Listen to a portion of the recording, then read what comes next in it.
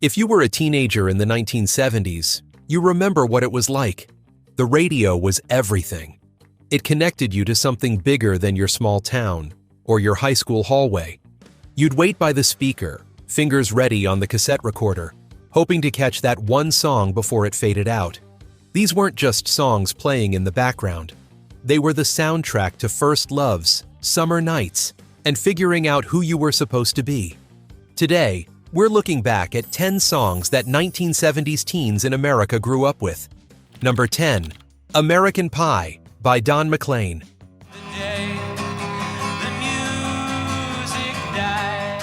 Don McLean released American Pie in 1971, and it became something teenagers couldn't escape.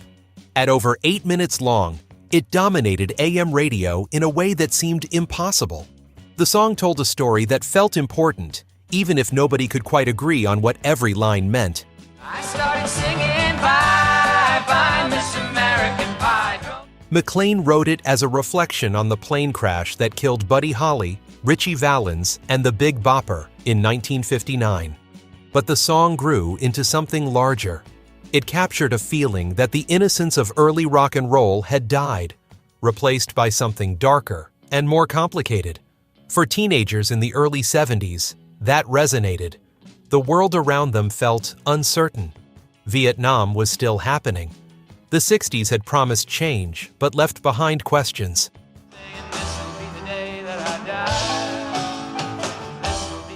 American Pie spent 4 weeks at number 1 on the Billboard Hot 100. Teenagers memorized every verse, even the ones that didn't make complete sense. It became one of those songs you had to know. At parties, someone would put it on, and everyone would try to sing along. The references to Dylan, the Stones, and the Beatles made it feel like a history lesson wrapped in melody.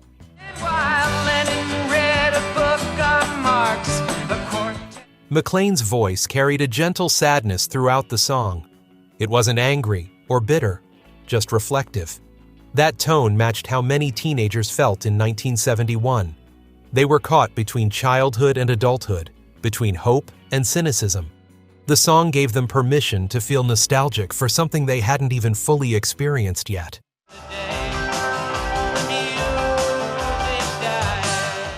Number 9, Bohemian Rhapsody by Queen.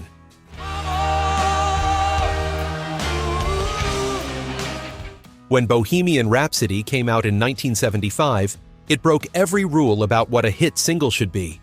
At nearly 6 minutes, it had no chorus, no straightforward structure, and lyrics that told a story nobody could fully decipher. Radio stations didn't want to play it, but teenagers heard it and decided it was exactly what they needed.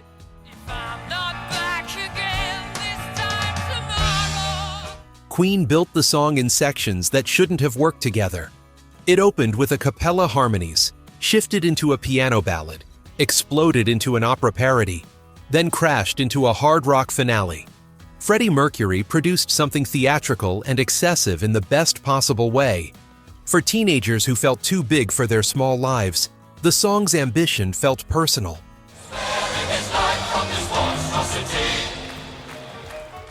The lyrics dealt with confession, guilt, and consequences. A young man tells his mother he's killed someone and faces the aftermath. Whether Mercury meant it literally or metaphorically didn't matter to most listeners.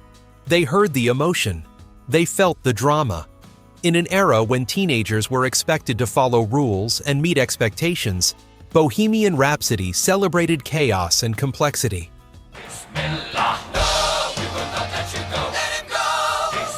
The song hit number 9 on the Billboard Hot 100, but became a cultural phenomenon beyond its chart position. Teenagers played it over and over, trying to understand it, trying to sing all the parts. It was the kind of song that demanded attention. You couldn't have it on in the background. It pulled you in and didn't let go until the final piano notes faded.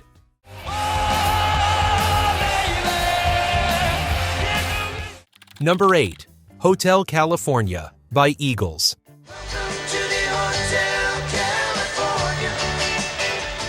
Hotel California came out in 1977 and immediately felt like something different. The Eagles had been known for country rock harmonies and relatively straightforward songs. Then they released this dark, sprawling track that sounded like a fever dream set to music.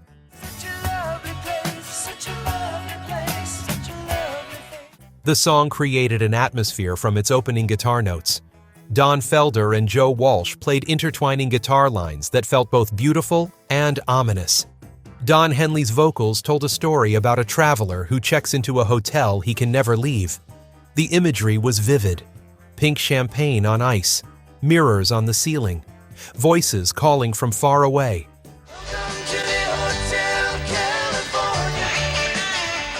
Teenagers in the late 70s connected with the song's sense of being trapped. The lyrics suggested a paradise that turned into a prison. That resonated with young people who felt stuck. Stuck in their hometowns, stuck in expectations, stuck between who they were and who they were supposed to become. The song captured that feeling without ever stating it directly.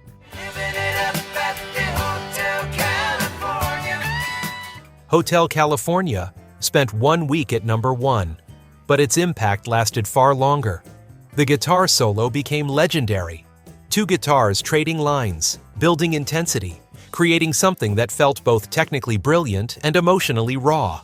Teenagers learned to play it, or tried to. It became a rite of passage for anyone picking up a guitar in the late 70s.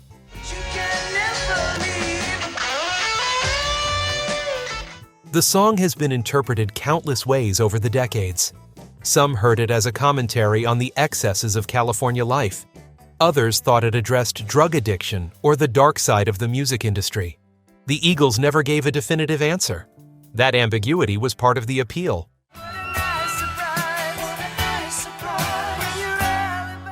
Number 7. Stairway to Heaven by Led Zeppelin. When Led Zeppelin released Stairway to Heaven in 1971, they created what would become the most requested song in rock radio history. It never appeared as a single, but that didn't matter. Teenagers found it on the album Led Zeppelin 4 and made it their anthem. The song built slowly. It opened with acoustic guitar and Robert Plant's vocals barely above a whisper. For the first few minutes, it felt delicate, almost fragile. Then it transformed. The electric guitars came in. John Bonham's drums intensified. By the final minutes, the song became a full-powered rock epic. Jimmy Page composed the music with a clear sense of dynamics. He understood tension and release. The song didn't just get louder, it evolved. Each section felt necessary, purposeful. Plant's lyrics painted mystical images about a lady buying a stairway to heaven, references to pipers and queens, and paths through the forest. Teenagers connected with the song's journey. It mirrored their own sense of transformation, starting quiet and uncertain, building toward something powerful and definitive. At over 8 minutes, Stairway to Heaven demanded patience. It rewarded listeners who stayed with it all the way through. The song became a phenomenon at high school dances and parties. When it came on, conversations stopped. Everyone knew this was important. The guitar solo in the middle became one of the most recognizable moments in rock music. Page's fingers seemed to pour emotion directly through the strings. Stairway to Heaven represented everything ambitious about 70s rock. It wasn't trying to be a simple pop song. It aimed for something larger, deeper, more meaningful. Teenagers responded to that ambition. They wanted their lives to be epic too. Number 6. Dream On by Aerosmith.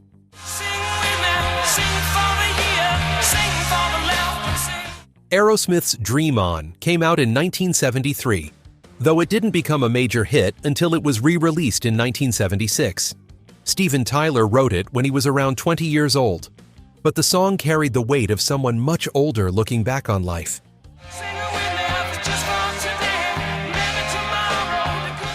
The song opened with Tyler on piano, his voice soft and almost vulnerable. The lyrics addressed time passing, opportunities missed, and the importance of holding on to dreams before everything disappears. For a rock song, it was surprisingly philosophical. Tyler sang about looking in the mirror and seeing the lines on your face, seeing time marching on.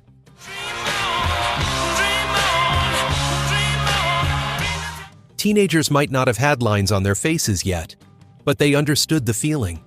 They were old enough to realize childhood was behind them. They could see adulthood approaching. The song spoke to that in-between moment when you're aware that nothing lasts forever. The final verse exploded. Tyler's voice climbed higher and higher, screaming the words with raw intensity.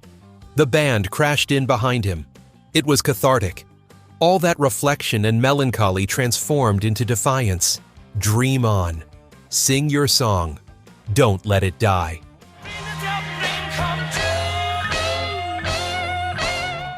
Dream On eventually reached number 6 on the Billboard Hot 100 during its second run.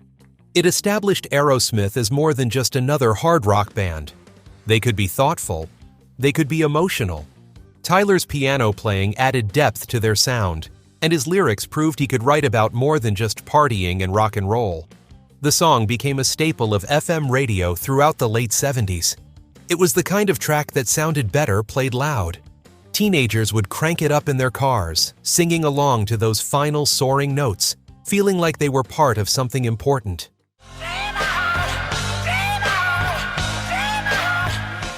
Number 5. Go Your Own Way by Fleetwood Mac.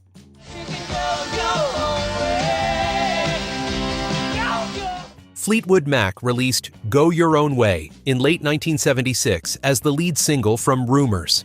The song captured the messy reality of relationships falling apart. Lindsey Buckingham wrote it about his deteriorating relationship with bandmate Stevie Nicks, and that personal pain translated into universal emotion.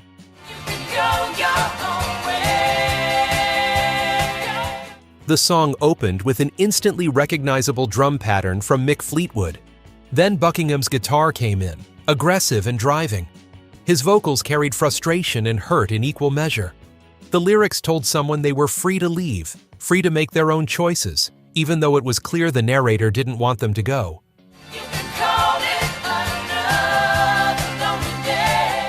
Teenagers understood that contradiction. Love in high school and beyond rarely followed simple patterns.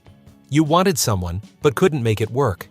You cared about someone who didn't care, back the same way. Go Your Own Way expressed that complicated mix of affection and resentment.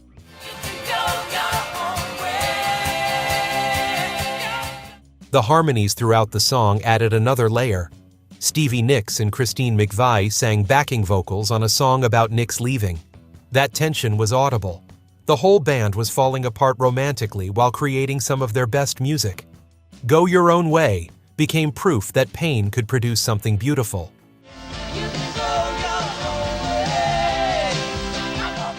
The song hit number 10 on the Billboard Hot 100 and became one of Fleetwood Mac's signature tracks. It played constantly on the radio in 1977. Teenagers sang along in their cars, at parties, anywhere they could. The beat was infectious. The emotion was real. It didn't try to make heartbreak pretty or easy.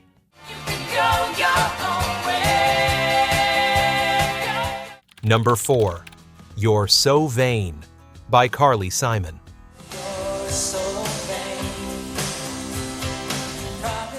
Carly Simon released You're So Vain in late 1972, and it immediately sparked conversation. The song was a perfect combination of catchy melody and cutting lyrics. Simon sang about a self-absorbed ex-lover who thought the song was about him. The irony wasn't lost on anyone.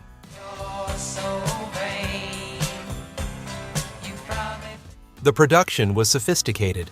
Mick Jagger sang uncredited backing vocals, adding a raspy edge to Simon's smooth delivery. The arrangement built tension throughout, matching the passive-aggressive tone of the lyrics. Simon never shouted or lost control. She stayed composed while delivering devastating observations about someone's narcissism.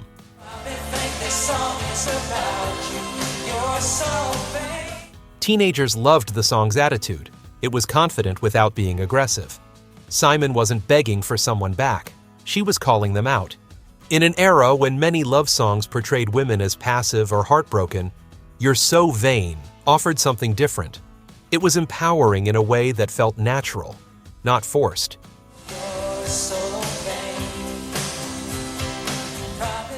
The song spent 3 weeks at number 1 on the Billboard Hot 100. But the bigger story was the speculation about who inspired it. Simon never definitively revealed the subject, though names from Warren Beatty to Mick Jagger to James Taylor circulated for decades. That mystery kept the song relevant. Everyone had their theory.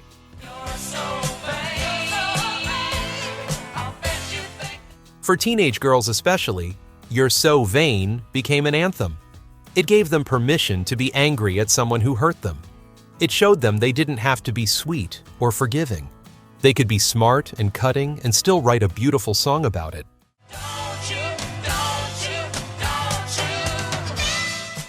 Number 3. Let's Stay Together by Al Green.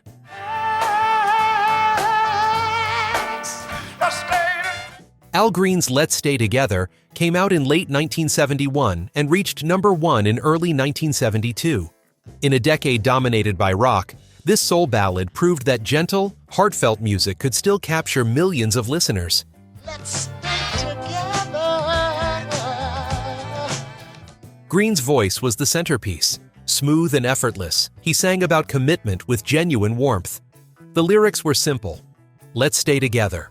Whether times are good or bad, happy or sad. The production supported his vocals without overwhelming them. The high rhythm section provided a groove that felt both relaxed and precise.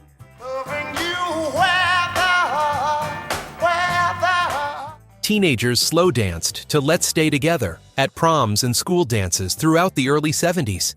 It became the song for that moment when you held someone close and everything else disappeared. Green sang with such sincerity that even cynical teenagers believed in love when they heard it. The song spent 9 weeks at number 1 on the R&B chart and crossed over to mainstream success. It proved that soul music wasn't just for soul stations. Green's appeal was universal. His voice transcended categories and generations. Let's stay together. Let's Stay Together represented optimism in an era that often felt pessimistic. While many rock songs explored darkness and complexity, Green offered something simpler and equally powerful. Love could last. Commitment could work. You just had to choose it and hold on.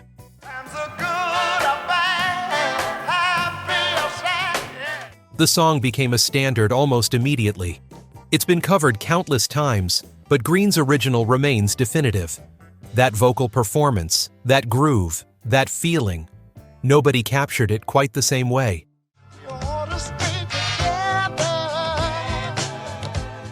Number 2. The Long Run by Eagles.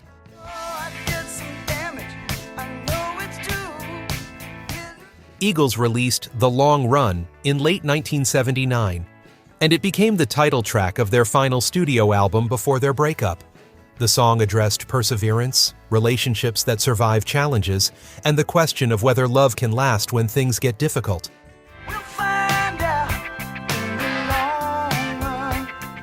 Glenn Frey and Don Henley wrote it together, and their vocals traded lines throughout.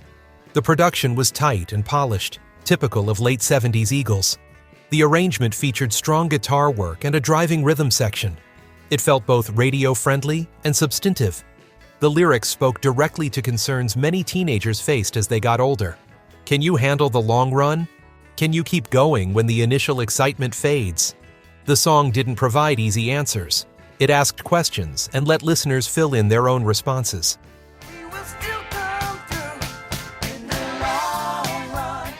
The Long Run reached number 8 on the Billboard Hot 100 and became another successful single for a band that dominated the decade. By 1979, the Eagles represented mainstream rock success. They sold millions of albums. Their songs played constantly. Teenagers knew every word.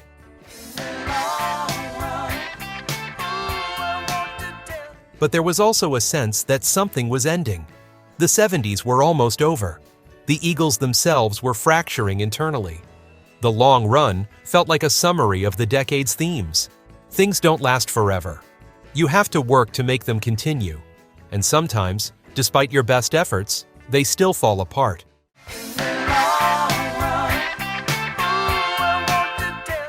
Number 1. Space Oddity by David Bowie. This is ground control to Major Tom. David Bowie first released Space Oddity in 1969 in the UK, but it didn't become a hit in America until RCA re-released it in 1972 and again in 1973. By then, Bowie had become a phenomenon with his Ziggy Stardust persona, and American teenagers were ready to embrace his earlier work. This is ground control to Major Tom. The song told the story of Major Tom, an astronaut who gets lost in space and decides to stay there rather than return to Earth. Bowie sang with a haunting, detached quality. The production used unusual sounds and arrangements to create an otherworldly atmosphere. A stylophone, an early electronic instrument, provided the distinctive opening melody. Ground control to Major. Teenagers in the early 70s connected with the song's theme of isolation and escape. Major Tom chose to drift away from everything he knew. He found peace in floating through space alone. For young people who felt disconnected from their families, their schools, their expected futures, that resonated.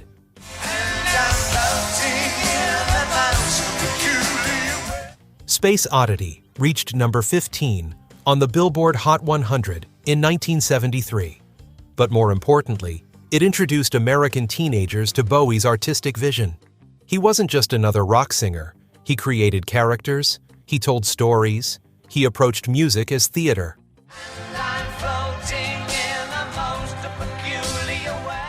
The song's influence extended beyond its chart performance structures. You could create something strange and beautiful, and find an audience for it.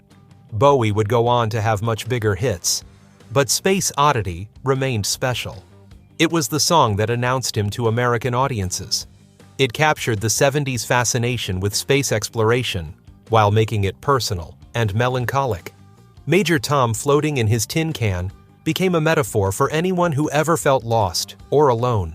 This is Major Tom to ground control. These 10 songs represent just a fraction of what defined the 1970s for American teenagers. Each one captured something specific about that decade.